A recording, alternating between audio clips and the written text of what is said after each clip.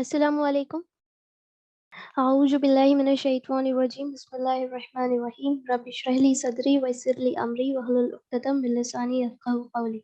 अभी हमने जो लास्ट टर्न पे जितना भी कुछ डिस्कस किया था, 3 टर्न्स कंप्लीट हो चुके हैं हमारे, ठीक है? तो उसमें हमने जो भी डिस्कशन किया था, वो किया था आयत 1 पे सूरह अल-हुमज़ा की, जिसमें कि हमने बात की थी सूरह की जो थीम है उसके बारे में, how it is connected to other surahs, और उसका word to word analysis go through किया था क्लासिकल ऑथर्स की कमेंट्रीज़ की लाइट में, ठीक है? तो जो थीम था सूरह का वो क्या था बेसिकली, कि जो सूरह अल-असर में बताया गया है that man is in loss. तो उसके जो इस लॉस की वजह से जो उसका कॉन्सिक्वेंस होना है और वो कितना ख़तरनाक कॉन्सिक्वेंस है, वो हमें सूरह हुमज़ा में देखने को मिलता है, ठीक है? कि कितने एक्सटेंसिवली डिस्क्राइब किया है यहाँ पे हेल फायर को, आखिरत को, जैसा कि कुरान में कहीं भी नहीं किया गया, इतनी शिद्दत से। दूसरा ये कि जब हमने word to word analysis go through किया तो उसमें जो वर्ड्स निकल के आए वो 3 मेन वर्ड्स थे। एक था वैल, एक था हुमज़ा, एक था लुमज़ा। तो ये हम ऑलरेडी डिस्कस कर चुके हैं कि हुमज़ा लुमज़ा क्या है, और ऐसा करने वालों के लिए अल्लाह ने तबाही का ऐलान किया है, वैल बोला है। Now we will move on to a second आयत, जिसमें कि जो थीम है वो ये है कि बेसिकली हम ये देखेंगे यहाँ पे कि ये जो इंसान है, जैसे कि हमने बात किया था लास्ट टाइम पे, कि ये इंसान दूसरों को क्या करता है, इंसल्ट करता है ना? उनकी ग़ीबत करता है, उनके साथ बदसलूकी करता है, अखलाकी तौर पे बहुत बुरा है। तो मैंने ये बोला था जब लास्ट टाइम कंप्लीट हुआ था, हमने ये बात की थी कि अभी हमने एक क्वालिटी देखी, एक बंच ऑफ पीपल, एक बंच ऑफ कैरेक्टरिस्टिक देखे, ठीक है? जो हुमज़ा लुमज़ा कर रहे हैं और हुमज़ा लुमज़ा क्या है। अब मैंने ये बोला था कि अब जब हम नेक्स्ट टर्न पे आएँगे और सेकंड आयत पे मूव ऑन करेंगे, तो हम ये देखेंगे कि इस इंसान की दूसरी क्वालिटीज़ क्या है, और वो ये है कि वो माल जमा करके रखता है, इकट्ठा करता है और उसे गिनता रहता है, जिसकी वजह से एक ऐसा, और ये चीज़ इंडिविजुअल लेवल पे भी है, और जब ये ग्लोबल लेवल पे बढ़ जाती है, ग्लोबल लेवल पे आके जब ये चीज़ अप्लाई होती है या फिर ऑपरेट करती है, तो फिर एक ऐसा अनजस्ट इकोनॉमिक सिस्टम वजूद में आता है, जो कि आज पूरी दुनिया पे छाया हुआ है, जिसका हम पार्ट हैं और हम उसे प्रैक्टिस भी कर रहे हैं, जाने-अनजाने में। तो अल्लाह ने ऐसे शख्स को इतनी नाराज़गी दिखाई है जो ये काम करता है, कि वो इतना ज़्यादा ग्रीड में पड़ा हुआ है वेल्थ के, इतना ज़्यादा ग्रीड में पड़ा हुआ है, उसे वेल्थ के अलावा किसी चीज़ का होश नहीं है, जिसकी वजह से वो इनसेंसिटिव हो जाता है और इनकंसिडरेट हो जाता है दूसरों की नीड्स की तरफ और दूसरों की इज़्ज़त की तरफ, या किसी भी चीज़ को लेके वो बहुत ज़्यादा सेंसिटिव नहीं रहता, डिसेंसिटाइज़्ड हो जाता है, ठीक है? अब यहाँ पे ये है थीम इस आयत का। दूसरा हम यहाँ पे वर्ड टू वर्ड एनालाइज़ करेंगे इस आयत को, जैसे कि हमने आयत 1 के साथ किया था। उसके बाद जब हम प्रोग्राम वाइंड अप करेंगे, उससे पहले जो हम इमीडिएट टॉपिक डिस्कस करेंगे, वो होगा कंटेम्परेरी रिलेवेंस, कि ये किस तरीके से आज रिलेवेंट है ये आयत। ये आयत किस तरीके से आज अपने आप को रोशन कर रही है, किस तरीके से हमें इसके प्रूफ मिल रहे हैं कि हाँ, ऐसा होता है। तो देख लेते हैं कि कुरान इस आयत को किस तरीके से बताता है। Who collects wealth and continuously counts it, मतलब those who collects wealth and continuously count it, मतलब जो लोग वेल्थ को इकट्ठा करते हैं और कंटिन्यूअसली रेगुलर बेसिस पे उसे गिनते रहते हैं कि कितना और बढ़ गया, कितना और मैंने इकट्ठा कर लिया, कितना और मैंने प्रोग्रेस कर ली मनी अर्न करने में, ठीक है? अब दूसरा ये कि उन्हीं अथॉरिटीज़ की जिनकी हम बात करते हैं नेक्स्ट टर्न से, क्लासिकल स्कॉलर्स, उन्हीं अथॉरिटीज़ की जो कमेंट्रीज़ हैं उसकी लाइट में अगर हम देखें, तो आयत 1 और आयत आयत 2 में कोई कनेक्शन नज़र आता है? हाँ, आता है। वो ये कनेक्शन है कि ये इंसान इतना करप्ट है कि लोग इसे क्रिटिसाइज़ करते हैं जब, कि ये कितना ग्रीडी है और ये अखलाकी तौर से कितना बुरा है, लोगों के साथ ये कितना गलत काम करता है। तो वो ये कि इस रिमाइंडर से फ़ायदा उठाए, इस रिमाइंडर से उसको समझ में आए कि हाँ, मैं गलत हूँ, अपने अंदर गलती देखे। वो करता क्या है, वो फ़ौरन ही दूसरे पर इल्ज़ाम लगाने लगता है, ताकि वो अब कटघरे में खड़ा ना हो जाए, तो वो दूसरे को फ़ौरन टेंशन देके, इमोशनल ट्रॉमा देके या इंसल्ट करके या उसके साथ उसकी कोई गलती बता के फ़ौरन अपनी गलती पे पर्दा डालने की कोशिश करता है। और कभी-कभी ये भी होता है कि इससे पहले कि कोई उसकी गलती बताए, इससे पहले कि कोई उसे टोके उसकी गलतियों पे या वो जो काम कर रहा है, तो वो अपनी गलतियाँ खुद ही छुपाने के लिए, वो गलती जो क्या है, उसका ऑब्सेशन पैसे को लेके, उसका ऑब्सेशन वेल्थ को लेके, तो वो क्या करता है, उनके कुछ कहने से पहले ही उनके साथ ऐसा बिहेवियर रखता है कि उनकी कभी कुछ बोलने की हिम्मत ना पड़े। तो ये अगर हम बहुत आसान लैंग्वेज में इसे समझें तो ये बहुत नॉर्मल है कि जब हमारी कोई गलती हमें बताता है तो हमें ये, बल्कि कि हम उससे फ़ायदा उठाएँ, हम आग बबूला हो जाते हैं या फिर हमें बड़ा बुरा सा लग जाता है या हमारी अना को ठेस पहुँच जाती है कि मुझे ऐसे बोला। जबकि हमें करना क्या चाहिए? हमें ये करना चाहिए कि हाँ, ये जो बात कही जा रही, क्या ये वाक़ई मेरे अंदर है? या फिर हम ये सब बातें करने लगते हैं कि अच्छा अब तुम हमें दीन सिखाओगे? हम कुछ जानते नहीं है क्या? सिर्फ़ तुम ही जानते हो, तुम ही नए दीन में दाखिल हुए, हम नहीं जानते कुछ। ठीक है? तो ये वाला जो एटीट्यूड है ये बहुत गलत है। इंसान को जब कमी बताई जाए तो उसको ये नहीं करना चाहिए कि दूसरे को फ़ौरन देखने लगे कि तुम्हारे अंदर भी तो है, तुम क्या करते हो? किसी ने टोका, फ़ौरन उसकी गलतियाँ देखने लगे कि उन्होंने भी तो किया, तुमने भी तो किया, हमने कर दिया तो क्या हो गया? ठीक है? ये वाला एटीट्यूड एकदम गलत है।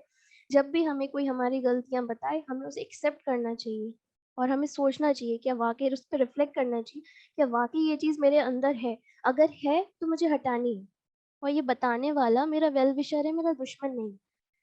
इमाम शौकानी, जिनके बारे में पहले भी बात कर चुके हैं, यमनी स्कॉलर, इनका कहना है कि अल-लज़ी का जो मीनिंग है और अल-लज़ी में जो लोग आते हैं, वो है जो सेकंड ग्रुप की जो मैं बात कर रही थी, कि जो माल इकट्ठा करके रखते हैं, उसे काउंट करते हैं।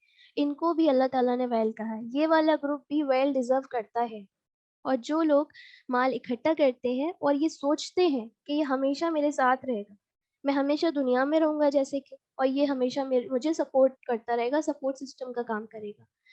दूसरा जो इसमें वर्ड है वो है जमा, जिसका मतलब है होल्ड करना।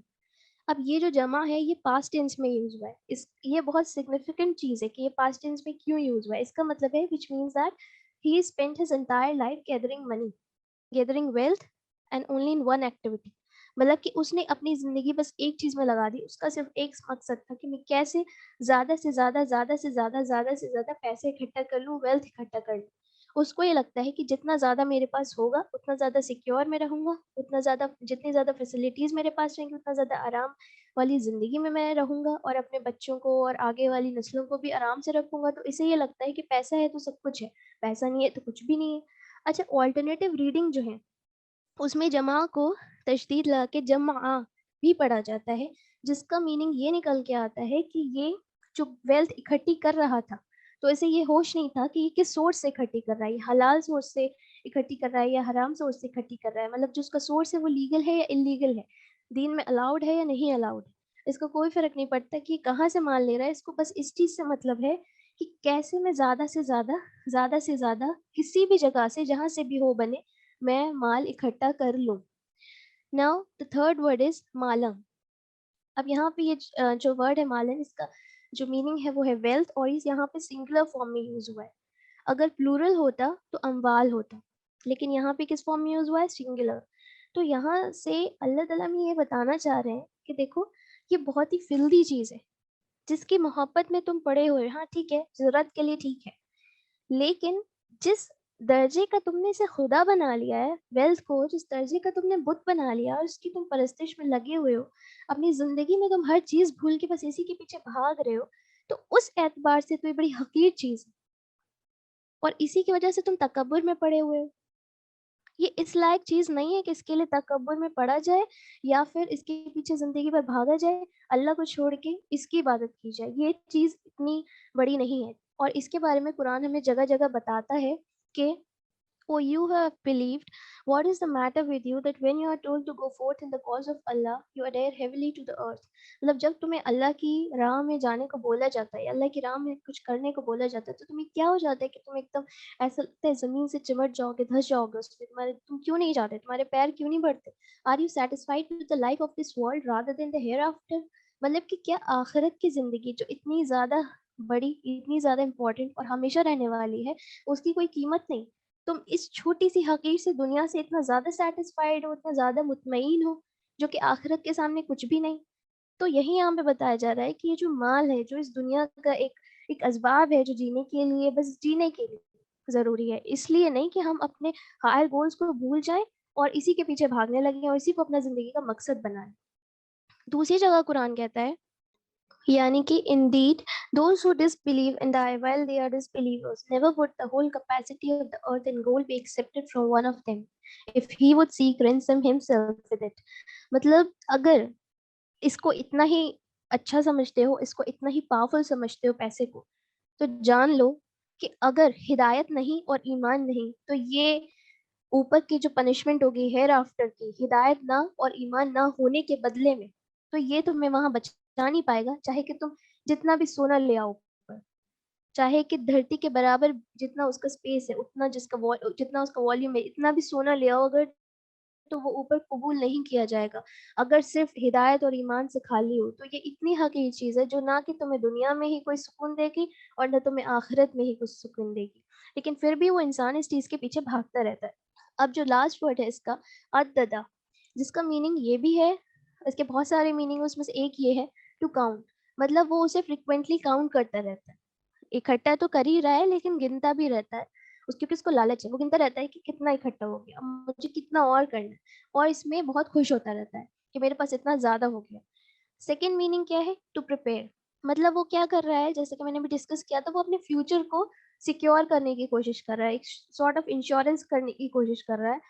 जब उसके पास बहुत सारा पैसा आता है, फिर वो ऐसा नहीं है कि उस पैसे को रखा हुआ है फिर और मेहनत करके कमा रहा है। जिसके पास ज़्यादा पैसा आ रहा है इस इंसान के पास, वो क्या कर रहा है, वो चैनल्स देख रहा है कि मैं इसे कहाँ-कहाँ लगाऊँ ताकि मुझे और ज़्यादा रिटर्न मिले और मेरा बैठे-बैठे बहुत सारा पैसा और इकट्ठा हो जाए, ठीक है?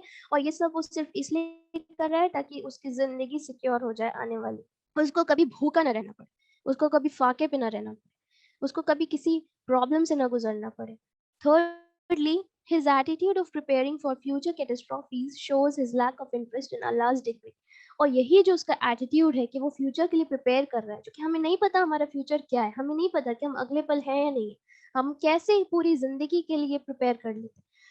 हजरत उमर का एक वाक्य है रजी अल्लाह ताला अन्हु, और वो मैं डिटेल में नहीं जाके उसको शॉर्ट में यहाँ बयान करूंगी। वो वाक्य ये है कि उनको कुछ पैसे की ज़रूरत थी, और क्योंकि वो खलीफा थे, बैतुल माल जो देख रहे थे साहब, उन्होंने कहा ले लीजिए आप मुझे वापस कर दीजिएगा, या फिर जो नेक्स्ट सैलरी होगी उसमें से आप काट लीजिएगा इसे, लेकिन अभी आप ले लीजिए, आपको ज़रूरत है। लेकिन उन्होंने क्या करा, उन्होंने नहीं लिया। क्यों नहीं लिया? हमारे जैसा कोई इंसान होता वो पक्का ले लेता ये सोच के कि मैं आगे कभी रिटर्न कर दूंगा या मैं आगे कटवा लूंगा, ठीक है? हम नहीं सोचते फ्यूचर का, हम सोचते हैं अभी को हम कैसे बेहतर बना लें। अगर हम फ्यूचर का सोच रहे होते तो हमारी नज़र आखिरत पे होती, लेकिन हमें आदत है कि अपना प्रेजेंट कैसे कैसे कैसे बेहतर बना लें, है ना? और दुनिया का फ्यूचर कैसे बेहतर बना लें। हमें उस फ्यूचर, वो वाला जो फ्यूचर है आखिरत वाला, वो कहीं भी हमारी नज़रों के सामने नहीं। तो उन्होंने क्या करा, उन्होंने नहीं लिया, और उन्होंने इसकी जो वजह दी वो ये दी कि मुझे नहीं पता मैं अगले महीने या अगले साल जो भी वो सैलरी थी जबकि भी मैं रहूंगा भी या नहीं। तो जिस चीज़ की मैं मेहनत नहीं करूंगा उस चीज़ का मैं पैसा आज कैसे ले लूँ? लेकिन ये हमारे लिए बहुत आम बात है, हम किसी से भी ले सकते हैं, किसी से भी कुछ भी ऐसी डील कर सकते हैं, क्योंकि ये जो लोन लेने का जो सिलसिला है वो आज इतना आम हो गया है कि मुस्लिम भी इसके विक्टिम्स बनते जा रहे हैं। प्रोमिनेंट फीचर ऑफ आयत 1 एंड 2। अब इसका जो प्रोमिनेंट फीचर है, इसकी जो पेक्यूलियरिटी है, वो क्या है कि जो पहली आयत थी, वो क्या दिखा रही थी, उस इंसान का रिलेशनशिप दूसरों के साथ वो क्या कर रहा था, हुमज़ा लुमज़ा। और जो सेकंड आयत है, जो अभी हमने डिस्कस की, अल्लज़ी जमा मालहू व अद्ददा, मतलब वो माल इकट्ठा करता है, उसे गिनता रहता है कंटिन्यूअसली। तो दूसरी जो आयत है, वो क्या दिखा रही है, उसका रिलेशनशिप उसके खुद के साथ, उसकी सोच कैसी, उसका एटीट्यूड कैसा है, वो ये दिखा रहा है। आयरनिकली अल्लाह की नज़र में ये इंसान एकदम ऑपोजिट है। अल्लाह जो कह रहा है उसके ऑपोजिट कर रहा है ये इंसान। और वो कैसे, कि अल्लाह चाहता है कि हम दूसरों के साथ बेस्ट रहें, हम दूसरों के साथ बहुत अच्छा सलूक करें, दूसरों के साथ बहुत अच्छे अखलाक रखें, अपने हक को जाने दे, दूसरों के हुकूक अदा करें, अपने से ज़्यादा दूसरों के बारे में सोचें। एक ज़माना था जब ज़कात दी जाती थी इतने सही तरीके से कि कोई भी गरीब नहीं बचा, कोई भी ज़कात लेने वाला नहीं बचा। एक ज़माना ये था जो मुसलमानों ने देखा है कि कोई भी ज़कात लेने वाला नहीं बचा। तो एक लेडी आती हैं और जो ये डिपार्टमेंट सँभाल रहे होते हैं उनसे कहती हैं कि मुझे ये ज़कात देनी है और आप मुझे बता दीजिए कि ये मैं कहाँ लगाऊँ? उन्होंने कहा कि कोई भी अभी वेन्यू खाली नहीं है। तो उन्होंने कहा कि देख लीजिए एक बार, कोई भी पॉसिबल वेन्यू खाली नहीं है कि जहाँ मैं लगा दूँ ज़कात का पैसा। तो उन्होंने कहा हाँ, हुकूमत उन जो परिंदे हैं जो माइग्रेट करते हैं, मौसम चेंज होता है, उनके भी खाने-पीने का इंतज़ाम करती हैं। तो आप अपना पैसा वहाँ लगा दें, ज़कात का। हमारे तो ज़हन-ओ-गुमान में नहीं होगा कि परिंदे माइग्रेट करते हैं, उनके खाने-पीने का इंतज़ाम करते हैं, इतने परिंदे हमारे आस-पास घूमते रहते हैं, हमें उनका होश नहीं रहता। हमारी नज़र आसमानों पे नहीं होती, हमारी नज़र सिर्फ़ नीचे ज़मीन पे रहती है, इस भागदौड़ में रहती है और सिर्फ़ अपने ऊपर रहती है। तो हमारा जो पास्ट है, हम उससे एकदम अलग हैं और कहीं न कहीं हम इन्हीं बीमारियों में पड़े हुए हैं। और दूसरी जो चीज़ बताई है अल्लाह ने, जिसके ऑपोज़िट ये काम कर रहा है, वो ये to give away our wealth to the needy continuously. हमें अपना माल समेट के नहीं रखना। हमारा अपने माल पे सिर्फ़ उतना हक है, जितना कि हमारी ज़रूरत है। हमारी ज़रूरत से ज़्यादा जो माल है, वो दूसरों के लिए है। इस तरीके से जिस दिन हम सोचने लगेंगे, तो शायद फिर वही दौर वापस आ जाए। शायद, अगर हम सोचने लगे तो। हालाँकि जो बहुत मुश्किल है क्योंकि हम एक बहुत बड़ी बीमारी का शिकार बने हुए हैं, लाशऊरी तौर पे। और ये जो बीमारी है, वो एक निज़ाम है, ये एक आइडियोलॉजी है, जिसका आज पूरी दुनिया पे कब्ज़ा है और वो है black greed of capitalism. Capitalism क्या के बारे में आप लोगों ने सुना होगा। अभी हम इसको वाइंड अप करने से पहले इसको थोड़ा डिटेल में डिस्कस करेंगे। कैपिटलिस्ट पिरामिड हमारी जो सोसाइटी है आज, चाहे कि वो एक कंट्री के लेवल पे, सिटी के लेवल पे या कि ग्लोबल लेवल पे हो, वो इस पिरामिड के फॉर्म में फंक्शन कर रही है, ऑपरेट कर रही है। जहाँ पे नीचे सबसे the poor section of the society, second middle class और सबसे ऊपर द रिच, जो कि एक्सप्लॉइट कर करके नीचे वालों को बहुत प्रॉस्पर कर रहे हैं। और इसमें कैपिटलिज्म में ऐसी-ऐसी चीज़ें होती हैं, इतना एक्सप्लॉइटेशन होता है, सिर्फ़ किस लिए? For the sake of profit. Capitalists जितने भी कैपिटलिस्ट होते हैं, उनका जो मोटिव होता है, वो सिर्फ़ ये होता है कि उनको प्रॉफिट अर्न करना है, चाहे वो किसी भी कॉस्ट पे। आज हम अगर देखें, एक मिसाल लें कि लोग, जैसे मैंने पहले भी कहा था, कि लोग सड़क पे हैं, घर खाली पड़े, है ना? अब हमने मान लीजिए एक घर लिया, ठीक है? हमने लिया 20,000 में, ठीक है? अब हमारी जो इनकम थी, सैलरी थी, बढ़ गई। अब हमें और ज़्यादा ऐश-आराम वाली ज़िंदगी चाहिए, हमने और ज़्यादा फैसिलिटीज़ इकट्ठी की। अब हमें एक नया घर चाहिए, अब हमें ये वाला घर की ज़रूरत नहीं। हम नए घर में मूव ऑन हो गए, ठीक है? अब ये जो 20,000 में हमने लिया था, इसको हमने बढ़ा के सेल किया ताकि हमें प्रॉफ़िट हो जाए। जितना हमारा खर्चा हुआ था, उससे ज़्यादा थोड़ा हमें प्रॉफ़िट हो जाए। हमने इसे मान लीजिए खर्च किया, मतलब सेल किया 30,000। अब जिसको ज़रूरत है वो कैसे भी ये 30,000 इंतज़ाम करेगा, कैसे भी करेगा, कैसे भी। उसके बाद उनकी भी लाइफ़ इम्प्रूव हो गई, स्टैंडर्ड ऑफ लिविंग इम्प्रूव हो गया। उन्होंने लिया था 30,000 में, उन्हें अब नया घर चाहिए, इससे बहुत अच्छा, बड़ा थोड़ा, जहाँ सारा सामान आ जाए, जो कि बहुत ज़्यादा हमने इकट्ठा कर लिया। लिहाज़ा हमने 30,000 में लिया था, तो हम तो सेल करेंगे 40,000 में, क्योंकि हमें भी थोड़ा प्रॉफ़िट चाहिए। ये चेन बढ़ते, बढ़ते, बढ़ते, बढ़ते, जो 20,000 का कभी घर हुआ करता था, वो कितने का हो गया?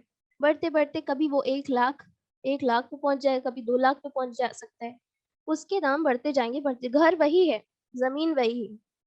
हमने उसका बिज़नेस बना लिया और हम उससे अर्न करते चले जा रहे हैं। इसके लिए हमने क्या मेहनत की थी? सिर्फ़ कुछ इन्वेस्टमेंट लगाया था, हम उस पे अर्न कर रहे हैं। और यही है कैपिटलिज़्म। यहाँ फ्री मार्केट है। जितना जिसके पास कैपिटल है, उतना आओ मार्केट में एंटर करो, कैपिटल है, कमाओ उस पे प्रॉफ़िट, जितना प्रॉफ़िट कमा सकते हैं।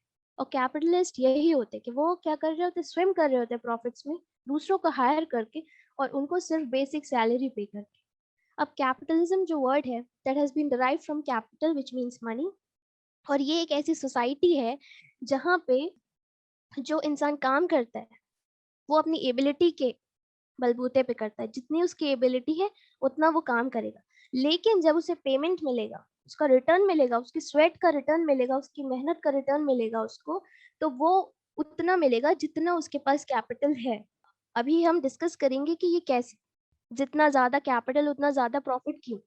आपके दिमाग में आ रहा होगा, ये कैसी सोसाइटी है? जिसके पास जितना पैसा है, वो ज़्यादा पैसा कमाता रहेगा और जिसके पास कुछ भी नहीं है, वो नहीं कमा पाएगा। तो ये सवाल आ रहा होगा। तो जी हाँ, कैपिटलिज़्म एक ऐसी ही आइडियोलॉजी है जो प्रमोट करती है प्राइवेटाइज़ेशन, जिसमें जितने भी मीन्स ऑफ प्रोडक्शन होते हैं, चाहे कि लैंड को यूज़ करके प्रोड्यूस किया गया हो, चाहे फील्ड को यूज़ करके प्रोड्यूस किया जा रहा हो, चाहे फैक्ट्रीज़ को, चाहे इंडस्ट्रीज़ को, वो सारी की सारी चीज़ों के ओनर कौन होते हैं? Private individuals. वो प्राइवेट इंडिविजुअल्स के हाथ में होती है कैपिटलिस्ट सोसाइटी में, जो कि आज पूरी दुनिया पे छाया हुआ है जो निज़ाम।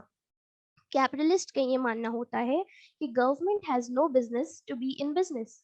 गवर्नमेंट का हमारे बिजनेस में कोई काम नहीं। उससे कहें कि ज़रा दूर रहे, हमें अपना बिजनेस अपने तरीके से करने दें।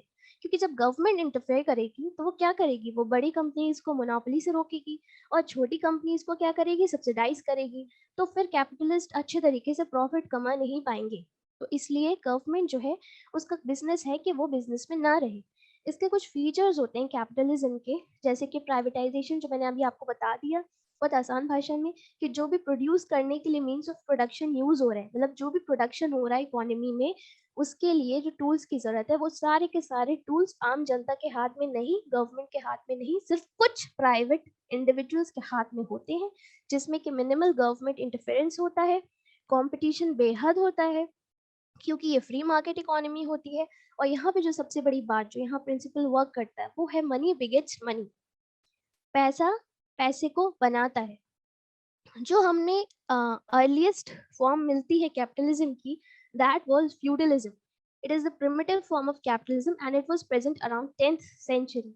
जहाँ पे क्या होता था कि लैंडलॉर्ड्स होते थे और उनके पास बहुत बड़े एग्रीकल्चरल लैंड्स होते थे, जो कि उन्हीं के हाथ में होते थे, उन्हीं के कंट्रोल में होते थे, वही उनके ओनर होते थे। फार्मर्स और वर्कर्स जितने भी थे वहाँ, लेबरर्स, वो उस पे काम करते थे दिन रात। टेरेबल कंडीशंस में एक्सप्लॉइट किया जाता था उनको, बहुत सारा काम करवाया जाता था ताकि ईल्ड ज़्यादा से ज़्यादा हो, रिटर्न ज़्यादा से ज़्यादा आए, और उनको सिर्फ बेसिक सैलरी दी जाती थी, और सारा का सारा प्रॉफिट किसके बैग में जाता था? जाहिर सी बात है, लैंडलॉर्ड्स के बैग में। और यही कैपिटलिज्म है, और ये इसी तरीके से आज भी काम करता है।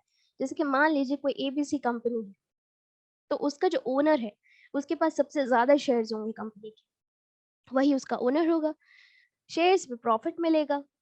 ठीक है? तो अब कोई भी इंसान बैठे-बैठे कहीं भी इस प्रॉफिट को अर्न कर सकता है।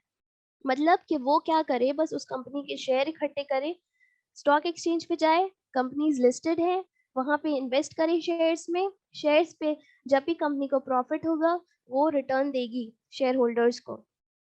उन्हें कुछ नहीं करना, उनको इंटरनल वर्किंग के बारे में कुछ नहीं पता।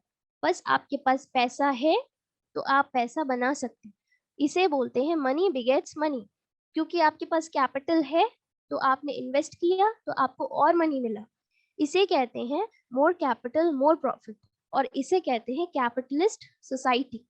और मॉडर्न कैपिटलिज्म जो स्टार्ट हुआ, वो 16th और 17th सेंचुरी में स्टार्ट हुआ, ब्रिटेन में और नेदरलैंड्स में।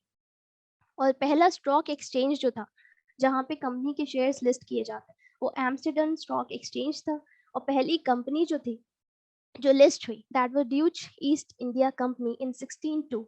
और इसके जो फादर है इस सिस्टम की, ही इज एडम स्मिथ, जिनकी एक बुक है वेल्थ ऑफ नेशंस, जिसमें एक पॉलिसी है लेजी इज फेयर, जो कि फ्रेंच वर्ड है, जिसका मीनिंग है लीव अलोन, जिसका मतलब है government should leave the company alone and should not interfere. इसे हम पहले भी डिस्कस कर चुके हैं कि गवर्नमेंट का कंपनी की वर्किंग में कोई काम नहीं।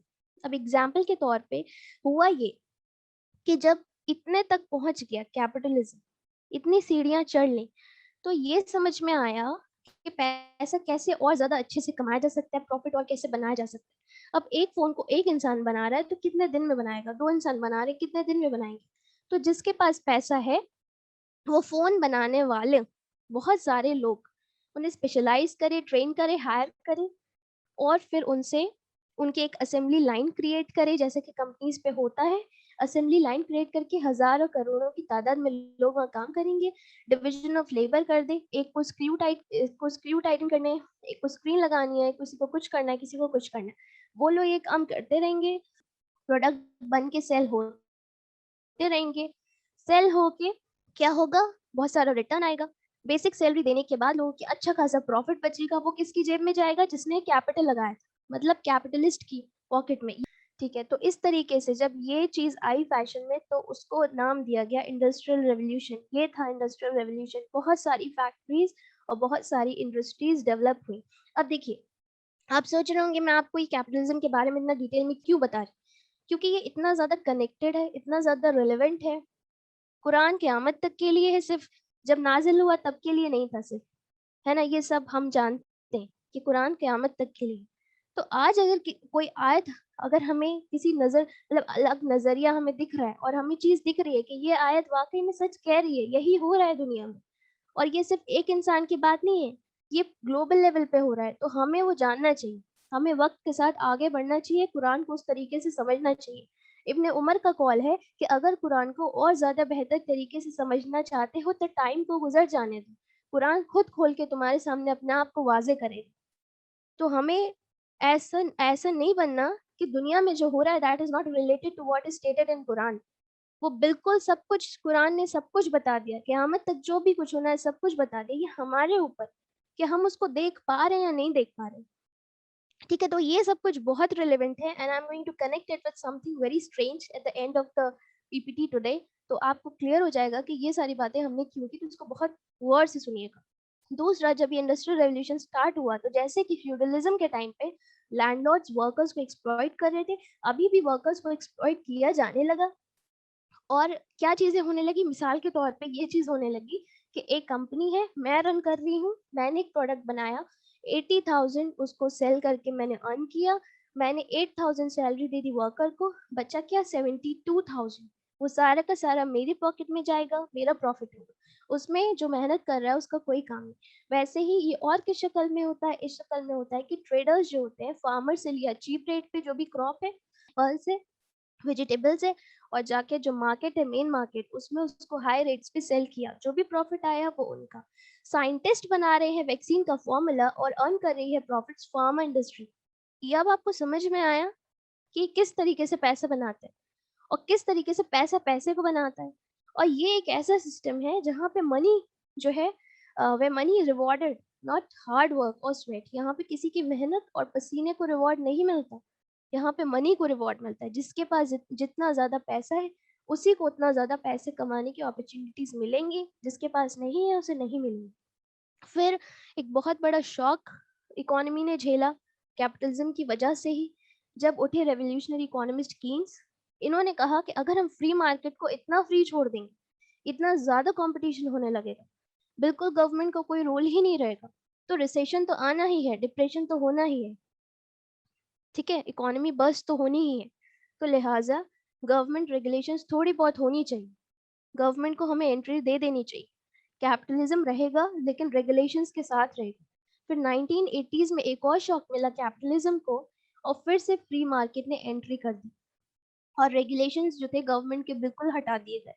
और इस बार ये कैपिटलिज्म एक नई शक्ल में आया जिसे आज हम जानते हैं नियो लिबरलिज्म के नाम से। अब कुछ फैक्ट्स देखते हैं जो new liberalism, so called capitalism के नतीजे में हमारी इकोनॉमी ने झेले हैं या इस दुनिया ने झेले हैं, या जो तकलीफें इस दुनिया ने और इंसान ने झेले हैं कैपिटलिज्म की वजह से। ओवर लास्ट 40 ईयर्स वाइडेन, मतलब जो पिछले 40 साल हैं उसमें अगर हम देखें तो जो सेक्शन है, एक पुअर सेक्शन और एक रिच सेक्शन, उसमें जो इनइक्वालिटी है वो बड़ी ही है, वो कम नहीं हुई है। जो बड़ी कंपनी है वो मोनोपोली करती जा रही है, जिसका एक एग्जाम्पल इंडिया में रिलायंस देखा जाता है। ऑक्सफैम इंटरनेशनल रिपोर्ट का कहना ये है, जो कि पब्लिश हुई थी 22 जैन 2018। इसका ये कहना है, मैंने कोट किया है यहाँ पे, इसमें जो वर्ड्स थे वो ये कि richest 1% backed 82% of the wealth created last year. मतलब जो रिचेस्ट 1% है इकोनॉमी का, कौन, पॉपुलेशन, रिचेस्ट 1%, उसके बैग में कितना किया, 82% ऑफ वेल्थ जो क्रिएट की थी इकोनॉमी के, बहुत सारे लोगों ने हार्ड वर्क करके। और जो पुअरेस्ट हाफ है ह्यूमैनिटी का, उसको कुछ भी नहीं मिला। जो वेल्थ है रिचेस्ट 42 लोगों की, रिचेस्ट 42 पीपल की जो वेल्थ है, that is equivalent to the income of the half population of the world. मतलब कुछ 42 लोगों की वेल्थ बिल्कुल इक्वल है 3.5 बिलियन लोगों की वेल्थ से। और ये बहुत ही चौंका देने वाली बात है। कोई बात ऐसे नहीं, हम इसे इस तरीके से ना पढ़ें जैसे कि हम सब्जेक्ट्स में पढ़ते हैं, और हम इसको इस तरीके से रफा दफा ना, और ये जो हम बता रहे हैं आज कि 42 पीपल की जो वेल्थ है वो किसके बराबर है, 3.5 बिलियन लोगों की वेल्थ के बराबर। इसका एग्जाम्पल हमें इंडिया में भी मिलता है, जिसकी कुछ एक झलक मैं अभी आपको दिखाऊंगी और आप चौंक जाएंगे कि ये हो क्या रहा है। और इसको रफा दफा कैसे किया जाता है, मतलब जो गरीब है उसकी गरीबी को जस्टिफाई कैसे किया जाता है। कि भाई रिसोर्सेज कम है, रिसोर्सेज फाइनाइट है, और जो इंसान के वांट्स और डिमांड्स है वो इनफाइनाइट है। लिहाजा एक छोटा सा प्लैनेट कितने लोगों को सरवाइव करा पाएगा, कितने लोगों के वांट्स को भर पाएगा। लेकिन यहाँ पे एक पॉइंट है कि इंसानों की वांट और डिमांड, इंसानों की जो नीड है उसको तो फुलफिल कर सकते हैं जितने भी रिसोर्सेज हैं इस अर्थ पे प्रेजेंट, लेकिन जो इंसान की ग्रीड है उसको कुछ भी सेटिस्फाई नहीं कर सकता, उसको कहीं का भी रिसोर्स, कितना भी रिसोर्स नहीं फुलफिल कर सकता। लिहाजा इंसान ग्रीडी हो गया, वो नीड से बहुत ऊपर जा चुका है, वो ग्रीड में पड़ गया। और ये जो हम बात कर रहे थे देर से, इससे ही कहते हैं द मनी मेक्स मनी। जिसके पास जितना ज्यादा है वो उतना ज्यादा कमा रहा है, चाहे किसी भी जगह इन्वेस्ट करके उससे रिटर्न लेके या कुछ और करके। और एक सिक्के के दो पहलू होते हैं, every coin has two sides.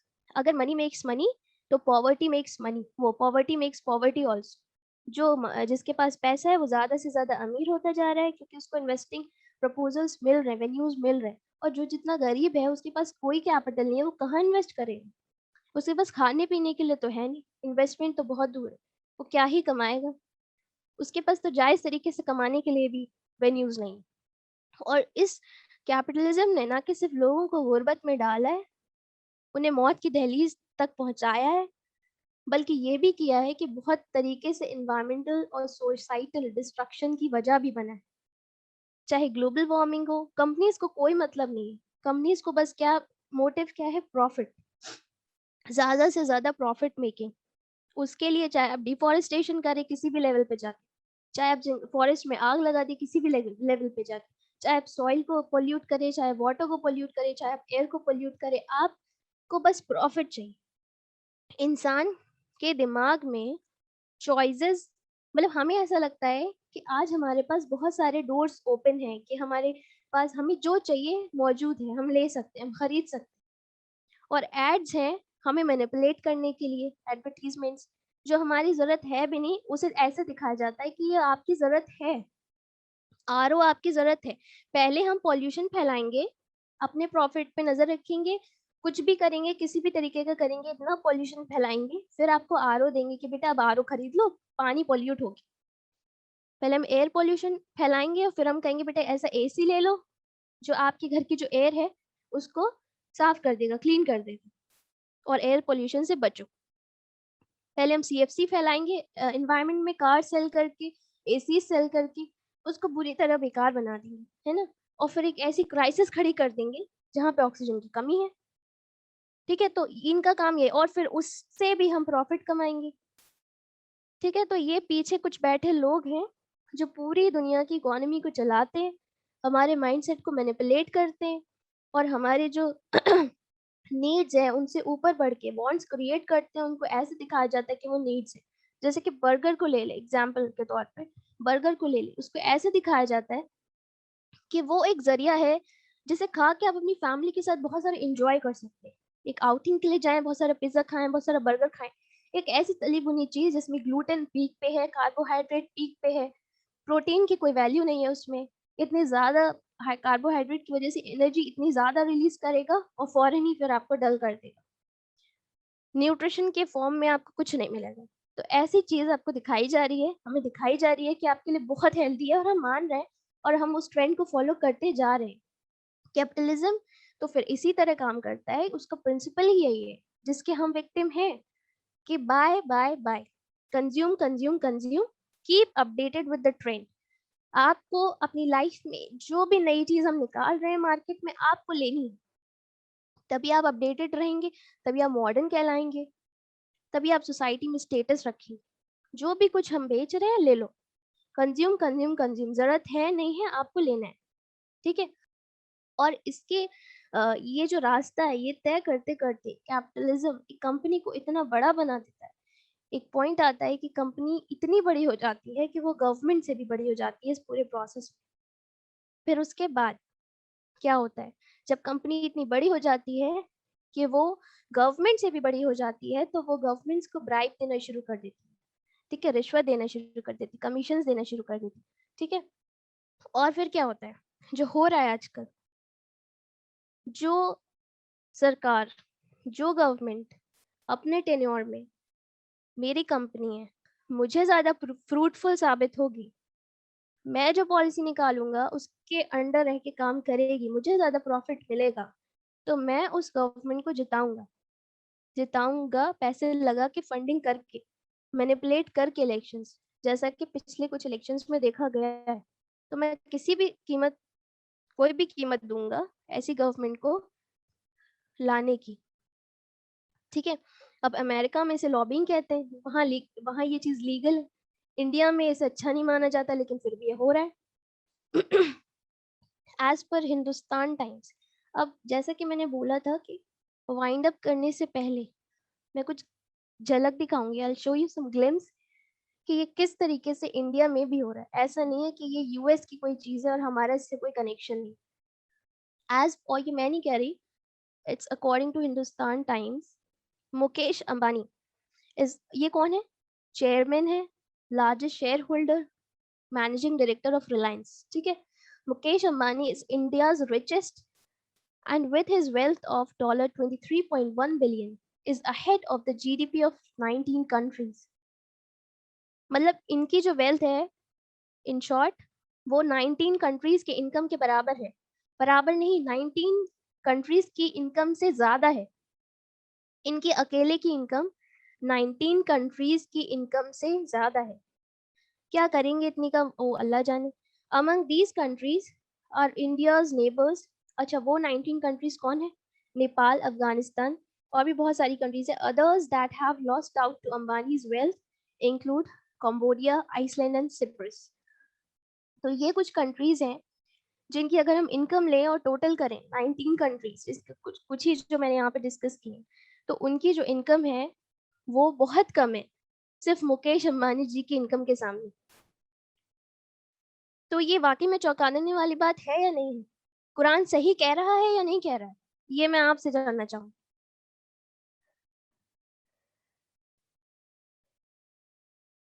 I am waiting for the reply. आप एग्री करते हैं या नहीं करते? जी जी बिल्कुल। बिल्कुल ठीक है।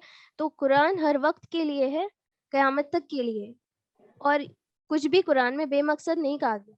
ये बुराई हम ऐसे बात कर सकते थे कि सिर्फ हमारे अंदर है, हमें ध्यान रखना है, हमें इस चीज़ से बाहर निकलना है और हम कोशिश करें कि हमसे ना हो, जैसे कि हो रही है बातें।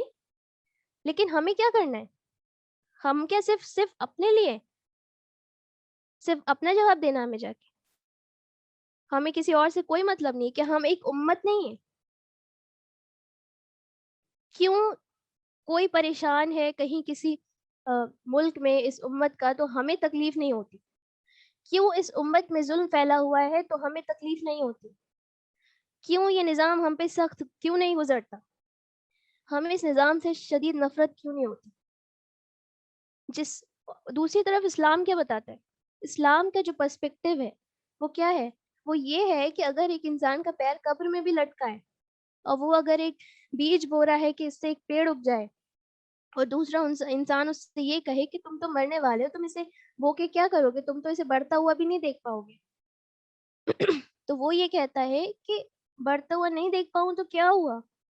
अगर मैं कब्र में चला भी गया, जैसा कि मेरी उम्र है और मुझे जाना है, तो कभी ये पेड़ बड़ा होगा, कोई बर्ड इस पे बैठेगी, कोई पंछी इस पे बैठेगा, कोई परिंदा इस पे बैठेगा, इसके साए में बैठेगा, कोई जानवर इसके साए में बैठेगा, इसके फ्रूट्स जो होंगे उसको खाएगा, कोई इंसान गुजरेगा वो इसके साए में बैठेगा, तो ये मेरे लिए सदकाए जारिया बनेगा। तो यहाँ से हमें ये पता चल रहा है कि माल इकट्ठा करने के लिए नहीं बनाया गया। ये एक बहुत बड़ी आजमाइश है। माल की जो मोहब्बत है वो बहुत बड़ी आजमाइश है। माल अपने आप में आजमाइश नहीं है। माल है, बहुत अच्छी बात है, लेकिन हिदायत के साथ है तो फिर वो बहुत बड़ी नेमत है। लेकिन अगर हिदायत के बिना माल है किसी के पास, तो वो बहुत बड़ी जहमत है। तो माल की जो मोहब्बत है, जो कि इस आयत में दिखाई गई है, वो बहुत बड़ी आजमाइश है। On the authority of Abu Huraira रज़ियल्लाहु ताला अन्हु, from the Prophet peace be upon him, who said, ये हदीस कुदसी है जिसमें अल्लाह ही कहते हैं, स्पेंड ऑन चैरिटी, सदका दो इब्ने आदम, मैं तुम्हारे ऊपर खर्च करूंगी। और ये अल बुखारी और अल मुस्लिम में स्टेटेड। सदका दो इब्ने आदम, मैं ज़िम्मेदारी लेता हूँ तुम्हारे ऊपर खर्च करने की। तुम्हें बिल्कुल किसी चीज़ की परवाह करने की ज़रूरत नहीं कि तुम कहाँ से खाओगे। सदका जो है वो माल बढ़ाता है, सदका माल को कम नहीं करता। मैं तुम्हें दूँगा। और कुरान में ये आता है, मफ़हूम है कि अल्लाह ताला की राह में अगर कोई देता है, ज़रा भी माल देता है, तो फिर वो उसको लौटाता है अल्लाह, अपने पास नहीं रखता। अल्लाह को माल की ज़रूरत नहीं है, नाऊज़ुबिल्लाह। अल्लाह उसको इस तरीके से लौटाता है जैसे कि जब गेहूँ बोया जाता है तो वो एक बीज होता है और जब उसकी फसल निकलती है तो इतने सारे दाने होते हैं। और अल्लाह सिर्फ़ उतना ही नहीं लौटाता, बहुत ज़्यादा लौटाता है। और अल्लाह कुरान में ये भी कहता है कि कौन है तुम में से जो मुझे बेहतरीन कर्ज़ दे? अल्लाह को कर्ज़ की कोई ज़रूरत है क्या? नहीं है। लेकिन वो हमारे अंदर ये चीज़ लाने के लिए, हमारे अंदर से माल की मोहब्बत निकालने के लिए वो हमें बार-बार कुरान में कहता है कि ज़कात दो, सदका दो। ये तुम्हारे माल को प्यूरिफ़ाई करेगी, तुम्हारे नफ्स को प्यूरिफ़ाई करेगी। कितनी खूबसूरत बात की है अल्लाह पाक ने कि तुम सदका दो इब्ने आदम, मैं हूँ ना तुम्हारे ऊपर खर्च करने के लिए। तुम ये मत सोचो कि किसी को दे के तुम्हारा कुछ कम हो जाएगा या तुमसे कुछ छिन जाएगा। यहाँ बैठा है अल गनी तुम पे बरसाने के लिए। हमें कभी भी माल की मोहब्बत में नहीं पड़ना चाहिए और अगर हम हैं तो हमें उसे निकालना चाहिए अपने दिल से। और हमें इस सिस्टम पे भी नज़र रखनी चाहिए कि किस तरीके से हम किसी भी फॉर्म में अगर कंट्रीब्यूट कर पाए, किसी भी फॉर्म में इसमें कुछ सुधार ला पाए, किसी भी लेवल पे, तो हमें उससे नहीं रुकना चाहिए कि सिस्टम ही ऐसा है, हम क्या कर सकते हैं। तो यहाँ पे मैं वाइंड अप कर रही हूँ अपनी सेकंड आयत को।